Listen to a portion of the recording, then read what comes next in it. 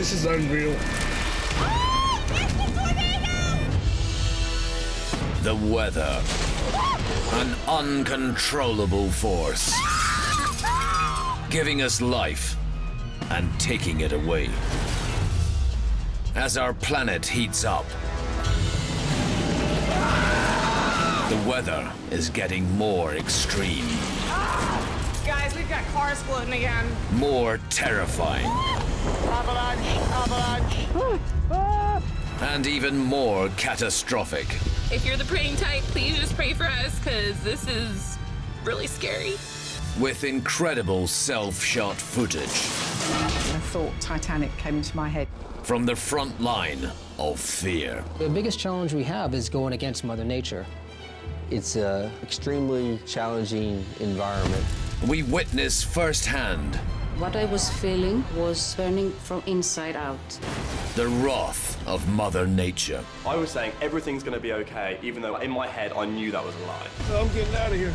It's like your brain doesn't understand what you're seeing. From twisted tales of terror. I don't want to die in my store. Death was right around the corner. Earth-shattering natural disasters. It's an earthquake! You're dicing with danger. If you're on their way, you die. And stories of sheer destruction. Oh my God! It's all gone. It looks like World War II. We meet the people who've stared death in the face. We're not going to get out of this alive. And survived the full force of the world's deadliest weather. Really kicking our ass.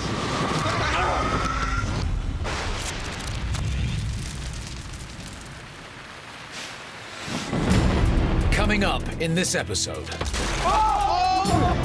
Hurricane Sandy whips up lethal waves in the Atlantic. I had swallowed so much water, I was just drowning. And unleashes hell on America's East Coast. Oh my God! I'm running, you know? I'm running with fear. Cavers in California get caught out by flash floods. One of these parts like collapses or something, what are we gonna do? You're literally holding your life in your hand. Here we go! Woo-hoo! And wild winds cause a catastrophic crash for a couple in Canada. Something is a little bit not right here. And then all of a sudden it was just smack into a tree.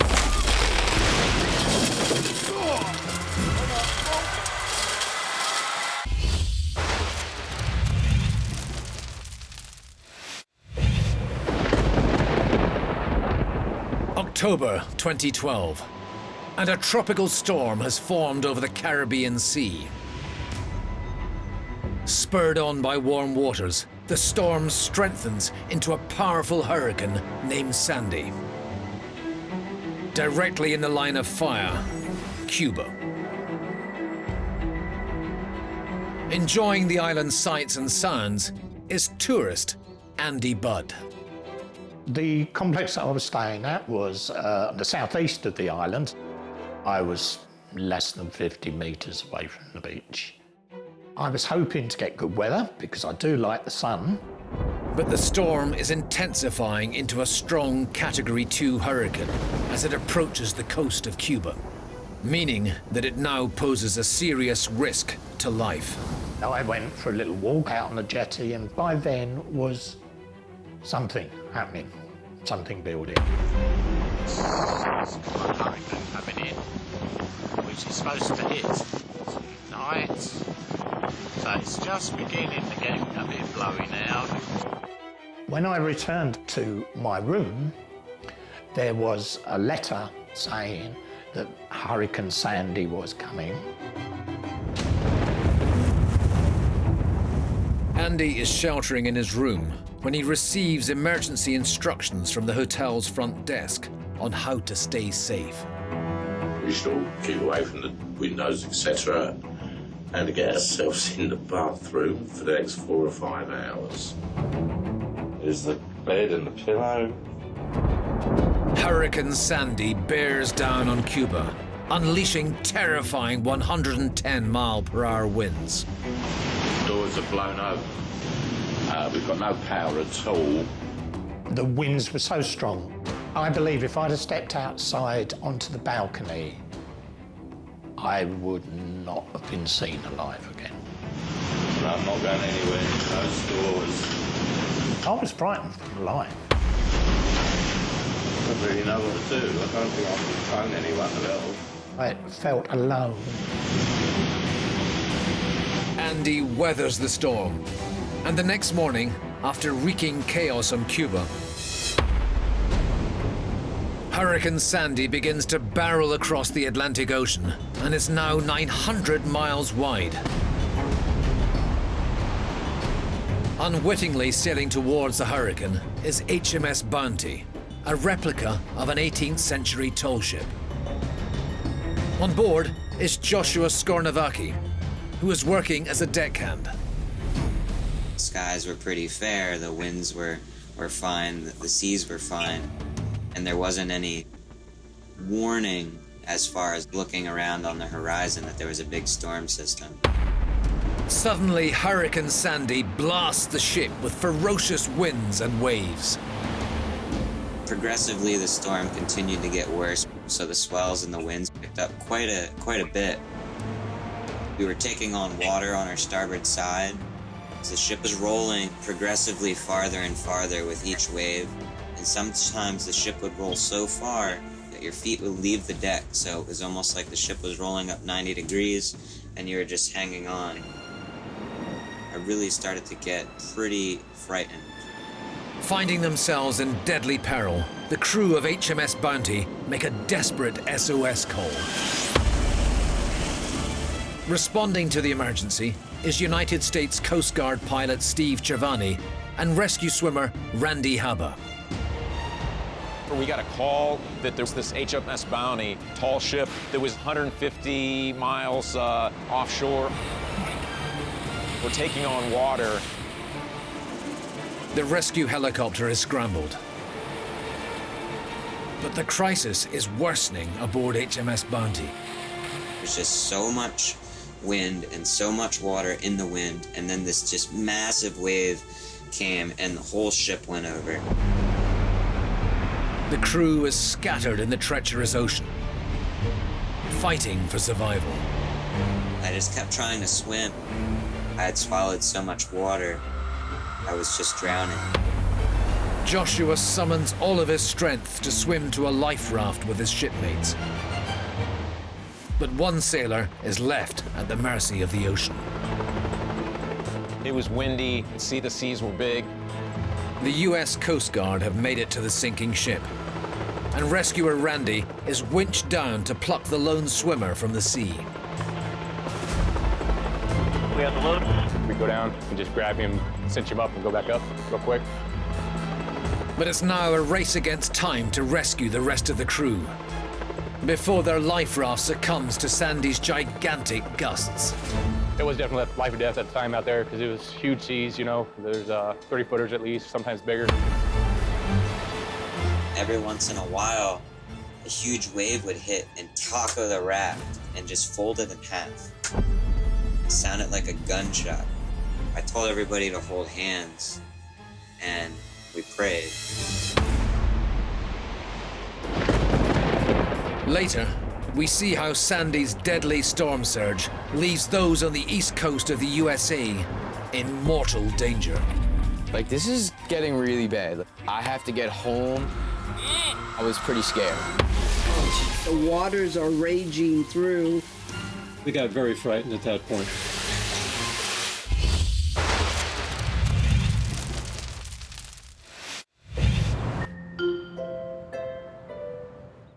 Edmonton, Canada. Jeff Carter and his partner Melissa have been looking forward to their hot air balloon adventure for quite some time. My original intention for the hot air balloon ride was to propose to Melissa. We've tried probably maybe around 7 times, but the trip got canceled quite a lot due to the weather. So the hot air balloon ended up being almost our anniversary. You have plans and Mother Nature doesn't agree with your plans, so it gets a bit annoying. Hot air balloons are completely at the mercy of the weather, and with no real way to steer, they can be a precarious mode of transport. The only thing you have is a bag of hot air that you can fill with more hot air to go up or release some hot air to go down. But other than that, you're completely dependent on the wind. But that particular day was very calm, so it seemed. There she goes. The whole process starts with them inflating the balloon on the ground. There she tips. And once it finally flipped upright, they got everyone to quickly climb into the basket to be the weight so it doesn't take off prematurely. So this is our balloon family. Hello, balloon family. And we popped up like a cork, straight up into the air. It was pretty exciting, and one thing I never realized about hot air balloons is just how hot they are. The top of your head felt like it was going to catch fire. When you wait so long to do something, you're like, hey, it's finally happening. There we go! Woo-hoo! We almost, in the beginning, almost hit a tree there.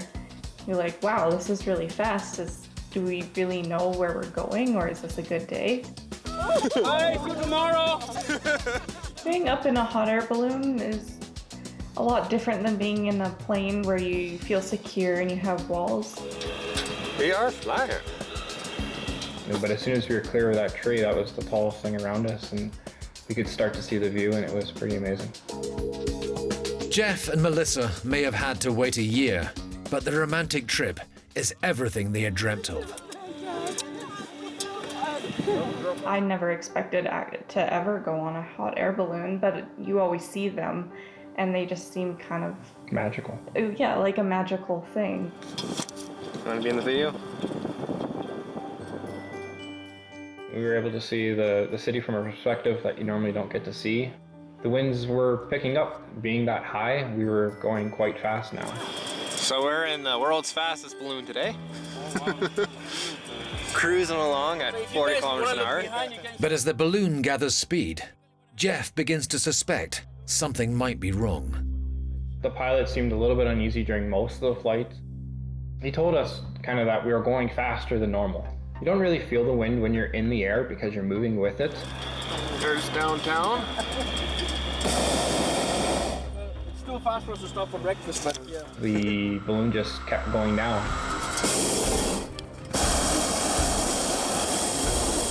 There was a downdraft. And apparently that downdraft is basically what is the wind pushing not horizontally but vertically. Within a few minutes of starting to go down, he had the burners on again. Then he said, okay, everyone, time to get prepared for landing. We're gonna be landing in that field over there. The pilot was already on the burners and trying to get some more heat into the balloon and some more altitude. Just the way that our pilot was, he was so calm that I didn't think anything was wrong.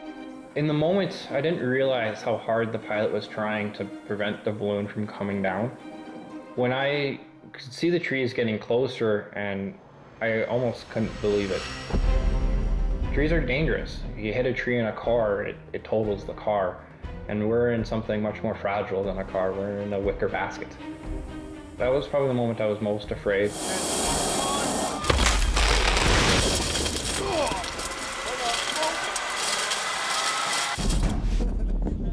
Mother Nature is rarely consistent, and the wind is no exception.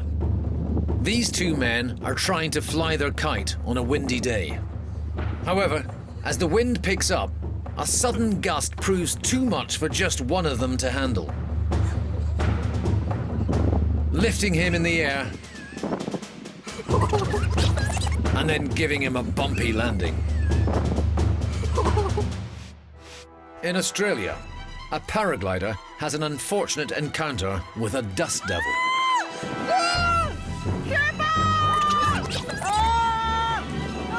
Dust devils are created by hot and cool air colliding, much like changes in wind speed. It may have got him in a spin, but the paraglider eventually gets his own back on Mother Nature by going on to complete an 8-hour cross-country flight. High wind speeds can even affect objects as heavy as this semi-trailer truck in Kansas. Thankfully, the driver survived with a humbling reminder of the power of the elements.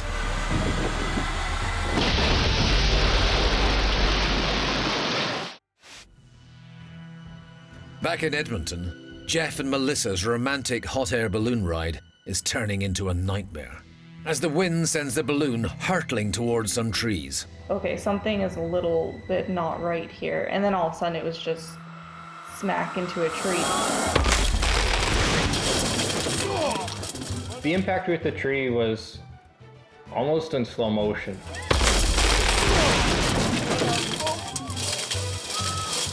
First thing I did was put my arm around Melissa to make sure that she didn't pop out of the basket. And when we hit the tree, it was a solid hit. It felt like all the air left your lungs.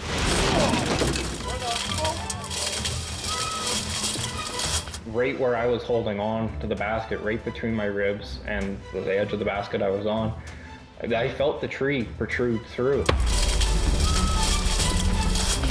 And you can only hear the sound of breaking branches, and it's like, is that just breaking branches, or is there, bones getting broken? The tree had gone through the basket. Did it go into someone? Like, it had just missed me. Did it hit Melissa? Slow down! Hold on. Nope. Hold on. The basket smashes through the trees, and momentum carries it straight towards the ground. Everyone okay? And it's like traveling, the speed of a car. That's gonna hurt. So there was definitely fear as we were coming down that I wanted that thing on the ground as soon as possible. Everybody okay? Yeah. No, everybody okay? You sure? Yeah. Go down, guys. Go down, because he's gonna be a drag landing. And when we hit the ground, I thought that was it. I thought we were on the ground now. The balloon's not gonna go up anymore. Trip's over. There's the ground. Hold on. Here goes. There goes. Race. Okay. Collapse that balloon. I was quite disappointed when we were floating again. Hold on. We were like a bouncing ball. Come on, balloon. Collapse. Are you guys okay? Yeah, we're okay. Once we were on the ground and once we weren't moving anymore, there was a lot of relief that was released and a lot of adrenaline that was still pumping through us. Yeah. We made it! No injuries. No one got hurt. Maybe a couple bruises, but that was the worst of it. Yeah. I felt lucky to be alive. They may have survived their weather-thwarted romantic trip, but Mother Nature definitely had the last laugh.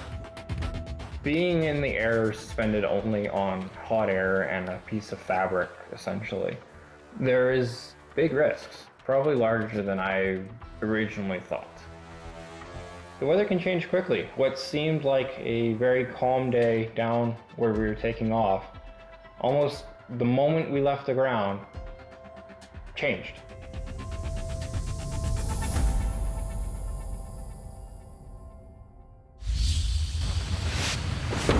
Still to come.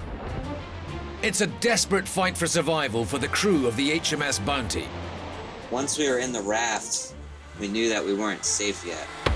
As the Coast Guard goes head-to-head with Hurricane Sandy. There's 50-knot winds, there's waves crashing. We don't see anything, we don't see anybody. And in Austria, residents narrowly escape a lethal landslide. I opened the bedroom door, I looked straight ahead, and the front door of the apartment was not there anymore. The house is being taken away. Rocky Peak Park, California. With its interesting rock formations and breathtaking vistas, it's a popular hiking spot and a favorite for experienced cavers Willie Price and Jesse St. Louis. We clicked like the first hike we went on. If it's crazy and fun, I know Willie's gonna be down for it. In Southern California, we don't really get much bad weather, so like I have a checklist in my mind, like, okay, if it rains, I'm gonna go here, I'm gonna go there, I'm gonna do this. We wanna push the limits a little bit, but not, not be stupid. In February 2019, when winter storms triggered flash floods all over Southern California, Jesse and Willie saw an opportunity to mix deadly weather with adventure. It had been the most rain we'd had that winter up until that point. And so because of all the flooding that was going on, I was just resigning myself to staying in. And then he mentioned this cave, and I was like, okay, well, that sounds interesting. When it started raining again, I was like, hey, we could go out to Rocky Peak and hit that tunnel cave, and that would be perfect because there was like so much rain, there's gonna be a lot of water there, and I knew Jesse would love it. California is experiencing one of the wettest winters on record, and Jesse and Willie are all too aware of the added dangers. Obviously, floods are a big thing you want to keep an eye out for, especially in slot canyons, end caves. But when they arrive at the cave, they're in for a shock. Whoa, that is crazy! But we got there, and I was like, oh my God, and I was scared, but at the same time super excited, like, oh, it was way more water than I was expecting.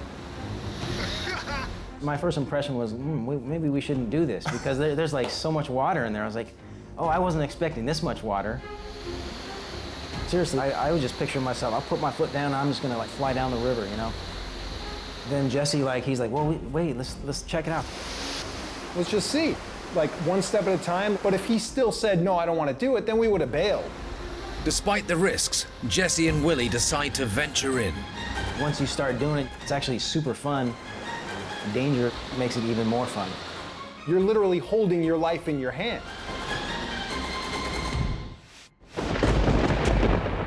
But more danger doesn't always mean more fun, because messing with Mother Nature means walking on very thin ice. Like this man crossing a frozen canal, who learns his lesson the hard way. You all right, mate? Luke, swim back here. His friends watch on as he tries to claw his way to safety. You got Luke! Eventually, he makes it out, with a cold, hard reminder not to dice with ice. In India, heavy rains have flooded a drain, making crossing this road highly dangerous. Unfortunately, that doesn't deter this motorcyclist. And as onlookers rush to his aid, they manage to save him and his bike from being swept away. Maybe next time, he'll think twice about driving into danger.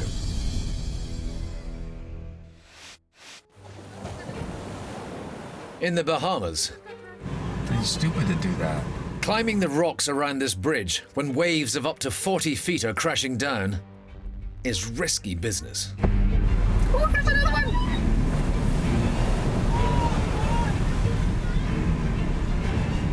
He's gone. Where is he? He's over the edge. No.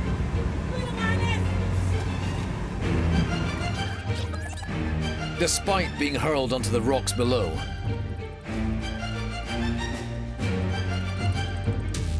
the man survives and is later helped to hospital where he is treated for deep cuts and a broken arm. Back in Rocky Peak Park in California, cavers Willie and Jesse are continuing their adventure in a flooded cave. You have to be holding on to things because it's super slippery inside the cave. There's pockets of deep water, you don't even know how deep it is, and they're narrow, so there's a possibility of getting stuck in there. I had tried climbing some sandstone, and it was like disintegrating under my feet. And so that's why they say, you know, never climb on sandstone in the rain or when it's been raining, because it just dissolves. Most dangerous things about that would be part of the cave collapsing. In the wrong situation, you know, it would have been, you know, death. Being swept up in the adventure, they soon forget about danger and become awestruck at the sheer power of the flood. This is awesome! We're in a raging river in this awesome cave! The sound fills your whole head, your whole ears. It's like amazing. It's like the ocean, but the echo of the water in the cave is just like, it's totally immersive. But excitement turns into a fight for survival as the water suddenly becomes deeper and more powerful. The first deep section I encountered was kind of a mental turning point. I got a little too caught up with it, and the first time I encountered that deep water, it caught me off guard. Some spots were almost like waist deep. At that point, I realized, okay, I gotta pay way more attention. I was keeping an eye behind us, like, okay, what's the escape plan in case we need to go back up? But the further down the cave we went, the more difficult it would be to go back. About halfway through the cave, I was thinking, oh, you know what, this is really not the smartest thing. And I was like, damn, if one of these parts like collapses or something, what are we gonna do? I mean, it was life or death for us. I was thinking, we should probably just get out of here as quick as we can. There's parts where you just have to climb through. It's like, how am I gonna put my hand here? How am I gonna get this part? And I mean, I'll just like grab myself and just like, you know, pull myself up, because with life and death, you do stuff like that. I kind of like lost my mind a little bit as far as I was going too far ahead, and I was like, oh, what's next? What's next? What's next? And then I was like, oh, where's Jesse? He went a different way than I went. You have to do what works best for your body. And so, because he could go through some of the more narrow spots, I had to figure out a way to do something different. And because it was so loud in the cave, it was hard to stay in contact. I could step in that deep section and break my ankle or fall head first and get wedged in a position where my head's trapped underwater, and he may have made it another 50 feet before he noticed. At the end of the cave, there's a small space which you have to crawl out. I was worried, okay, are we gonna be able to get through this? Willie squeezes through. But it's not so easy for Jesse's 6 foot 2 inch frame.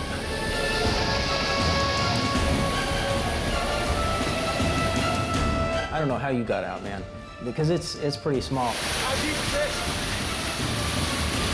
Hell yeah, Willie. Keep it up. Hell yeah!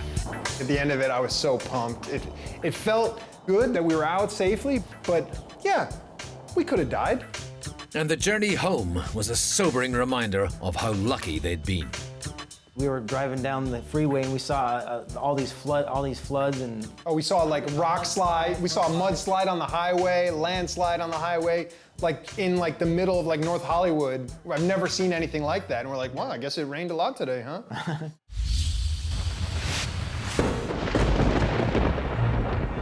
Earlier, we saw Hurricane Sandy batter Cuba with 110-mile-per-hour winds. As it barrels across the Atlantic Ocean, Sandy generates 15-foot waves, capsizing HMS Bounty. Deckhand Joshua and his crewmates fight their way to a life raft. Once we were in the raft, we knew that we weren't safe yet. Their only hope for survival is the US Coast Guard. As swimmer Randy prepares to winch down, pilot Steve struggles to maintain position in the treacherous conditions. There's 50-knot winds, there's waves crashing. This raft is covered. We don't see anything, we don't see anybody. So we're wondering if there's survivors in there. Stars in the water. Randy battles colossal waves to approach the life raft. For survivors coming out of the raft. Poked my head in the raft and nobody said anything. Everybody had huge eyes, you know, they shocked that anybody was out there, you know, ready to get them. So finally I just grabbed the closest guy to me and said, it's time to go. Survivor is in the water with Dan. Roger, I'm still... Here comes a big wave. Roger, we'll wait. We stuck him in a basket, a rescue basket, and then hoisted him. Randy grabs survivors and winches them to safety one by one, with Josh next in line. When I got lifted up in that helicopter in the basket, and the wind grabbed a hold of the basket and actually started spinning. Man, this one's swinging really bad. I just saw myself going farther and farther and farther away from the seas and the chaos that was down there. Bring it back. Imagine being in a giant storm and angels descending through the clouds and just have this joy, knowing that you were saved. Voice complete. Y'all cool if I shut the door? You may. Hurricane Sandy continues its journey of destruction, ready to pounce on its next victim, New York City. This is a statement from the National Weather Service. Those living in areas prone to flooding should be prepared to take action should flooding develop. Student Brian Adam Kivich is ignoring mandatory evacuation warnings on Long Island. At the time, I was kind of excited about the storm. Me and my friends didn't take it very seriously. We kind of just, we just went out to go see if it was true. We didn't believe the weather guys. We never do. So we go down to Oceanside where the boats are, and we go down to Long Beach to see, because it's right on the water. And it looked like a typical thunderstorm. Meanwhile, Jean and Maria Warnecki are in New York waiting for a connecting flight home to Costa Rica. We found out there was a hurricane on the way, and our flight was the last flight in. They had closed the airport right after we landed. So we realized that we were stuck in New York. They find a motel, but are now vulnerable to Hurricane Sandy's deadliest weapon yet, a storm surge. We were very, very scared. And then when we discovered that we were at a hotel on Jamaica Bay with the canal right in front of our bedroom window, we kind of freaked. We went, oh my God, what are we gonna do? Hurricane Sandy makes landfall, pummeling New York with 85-mile-per-hour winds. Oh my God! Causing catastrophic destruction. Oh my God! It hit my car! Oh, the car! Its arrival disastrously coincides with a full moon, meaning the tide is at its highest. My friend's like, yo, you gotta walk from the end of your block. I can't drive down it. So I get out, and the water's up to my ankles, like on the highest part of the ground. I'm just kind of like, this is getting really bad. I have to get home. Maybe we should have evacuated, That was a reality hitting moment right there where I was pretty scared. I'm running, I'm running with fear. The hurricane forces huge waves ashore, leading to a terrifying storm surge. And a menacing flood begins to rise outside of Jean and Maria's motel room window. Here's our parking lot. It's now part of the canal. I didn't know whether or not we could survive because the water was rising very, very quickly. I mean, we're like sitting ducks, really. We're sandbagged, the back door here. We were in the corridor and I looked down and waters are raging through and they're trying to go through the double doors. And as the people were on the bottom floors, they were making their way up to the second floor. It was pretty scary. The water was shooting through the little holes in the bottom of the door. I was quite concerned that our hotel would not withstand the pressure of the water, of the surge. We got very frightened at that point. Across town, Brian is also battling Sandy's lethal storm surge. It looked like a raging rapid of black water in my street, knocking garbage cans and debris into my house. It sounded like someone was knocking on my door all night. It was very, very traumatic experience, not knowing how far the water was gonna come up. The nightmare continues for Jean and Maria as floodwaters gush into their motel, trapping them in their room. We were waiting for, bodies to float by. That's where our minds were at that point. I don't think you'll ever get over that kind of a fear of not knowing if you're gonna live or die. That was my hardest part. By morning, the storm surge recedes, but as they escape their hotel, the full extent of the destruction begins to dawn on Jean and Maria. There was debris all over the street. There was so much mud everywhere. We thanked our lucky stars that we were still alive. Hurricane Sandy also devastated Brian's hometown of Long Island. Every memory I've ever made as a kid is pretty much gone because the storm wiped out the town. Sandy affected 24 US states. It destroyed over 600,000 homes and caused an estimated $71 billion in damage. HMS Bounty sunk beneath the ocean. The Coast Guard rescued 14 people, but tragically, the captain and one crew member could not be saved. Swimming a hurricane like that was the first time I've ever done a hurricane, actually. It'll definitely stick with me for a long time. You realize that Mother Nature is powerful and it will teach you a lesson. I for sure will take mandatory warnings a lot more serious. You know, you can replace a house and a car, but you can't replace a life.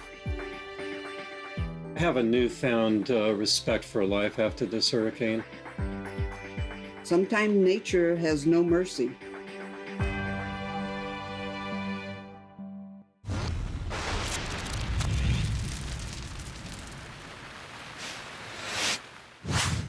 The weather governs our world and is responsible for many natural disasters, such as landslides, which can cause catastrophic destruction. Landslides can be triggered by rainfall, snowfall, or changes in water level, and most recorded fatalities occur in Asia. In Kashmir, a landslide sends a vast section of mountainside plummeting into the river below, completely reshaping the landscape. In Beijing, a huge landslide blocks a hillside road. Amazingly, one man recognized the warning signs and stopped 15 vehicles from going forward, saving them from potentially fatal consequences.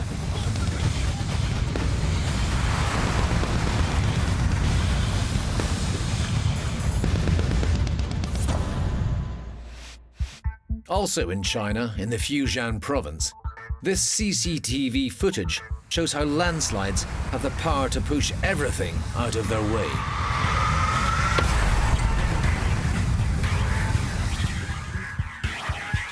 Proving they're a destructive force for anything in their path. As the town of Hattau, Austria, knows all too well. It's June 2013, and ski instructor Phil Durrant is living and working in the area. I was out there just to get away from the hustle and bustle of day-to-day life in the UK. I was living with Jess, my girlfriend at the time. We actually met each other in Austria, and we both shared a passion for skiing and winter sports. Relentless rainfall led to historic flooding all across Central Europe and became the costliest natural catastrophe that year. Austria, in particular, received 2 months of rain in just 24 hours. It started raining and it just didn't seem to stop. And I can remember that it was just such a strong thunderstorm that was going on. So much thunder, so much lightning. I can remember talking to Jess and saying, oh my God, I've never seen so much rain like this. There was a small river which was just outside of our apartment at the time, and this was really, really full. The next morning, the couple are rudely awakened in their top floor apartment. Jess and I were asleep in bed. There was a huge crash. I felt like the whole house was shaking. I thought it was an earthquake. I opened the bedroom door, I looked straight ahead, and the front door of the apartment was not there anymore. it was gone. Basically, we're in Austria in the house, and the house has been... We have no house. So I kind of rubbed my eyes, and all I could see was a torrent of water rushing down the mountain. Looked like it was surging underneath the house. The lethal result of the torrential downpour is a landslide, and Phil's directly in its firing line.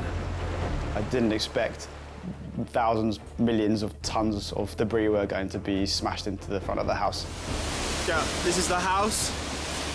I've never heard anything like that in my life. It was simply the sound of destruction. Crashing, smashing glass, twisting metal, rocks and boulders being thrown against each other. That's the garage. But the whole of the front of the building was completely destroyed. If you looked at the front, it just looked like an open doll's house. Also positioned at the bottom of the mountain is Daniel Mann's family-owned hotel. It was so heavy and the strength was such insane that everything just got demolished. The whole village was definitely in a really big shock, and nobody thought that we were safe. We saw that Phil, they were coming from the mountain road down there, and they were like really scared and they were screaming. Unbelievably, Phil and Jess had only just moved into the apartment on the top floor, having previously lived in the one below. If we had been in the apartment below, this apartment was completely destroyed by the water and the trees and the rocks. The walls of the apartment underneath were completely knocked down. I struggled to believe that we would have survived if we had been, in fact, underneath. It doesn't get much luckier than that. Phil may have survived. That's our tyres has gone. But his car was completely crushed. They didn't look like cars anymore, they just looked like crushed tin cans. Yeah, that's your car, mate. When the car was pulled out, I didn't recognise it initially. The crane was pulling a mass of twisted metal out from underneath the rubble. It could have been anything, but I noticed that there was some wheels attached to the metal, and that was the only way I was able to tell it was actually a car. Miraculously, Daniel's family hotel had just waved off a busload of guests before the landslide hit. So the only casualty was the hotel itself. It was like really bad and sad for me because my parents were saying, we built up so much and we did so much for that, and now like in 5 minutes everything got destroyed. People were really working like 20 hours a day for like a few days straight, and you really could see that the people were just helping together and do their best. The force of the landslide had carved a huge river out of the landscape and changed it completely forever. I feel various emotions, if I'm honest. I can remember just how emotional Jess was and how so many other people in the town were at the time. Lots of people had lost belongings, property. Thank God they still had their lives. The speed in which the destruction occurred has left Daniel and Phil with a newfound respect for the weather. It was a natural disaster for sure, and we got pretty lucky because nobody got hurt. The power of Mother Nature is, of course, absolutely huge. The destruction that it caused to the house and to the cars and to everything else in such a short space of time, it was quite amazing to see. And it's certainly something that makes you comprehend your place on the planet.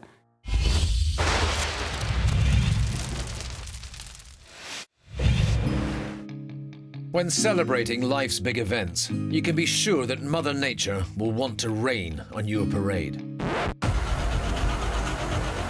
Crashing this graduation ceremony in New Jersey, USA, is a massive funnel cloud and what appears to be a tornado forming.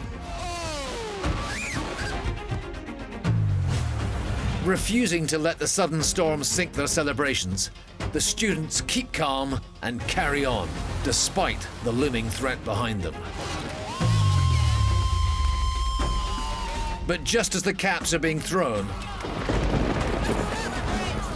a sudden lightning strike sends the students and their families scurrying for cover.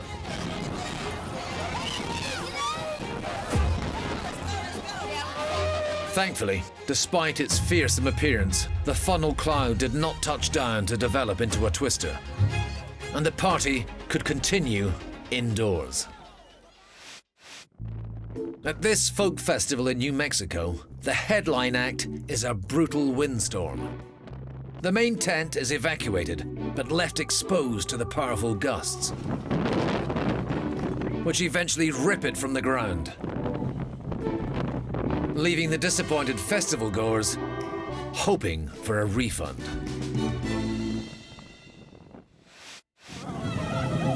In Alberta, Canada, a softball game is interrupted by an unusual type of pitch invasion. This dust devil, formed by a strong wind vortex, barrels towards the baseball diamond, flinging chairs, blankets, and coolers high into the air. The disruptive devil makes a mad dash for a home run.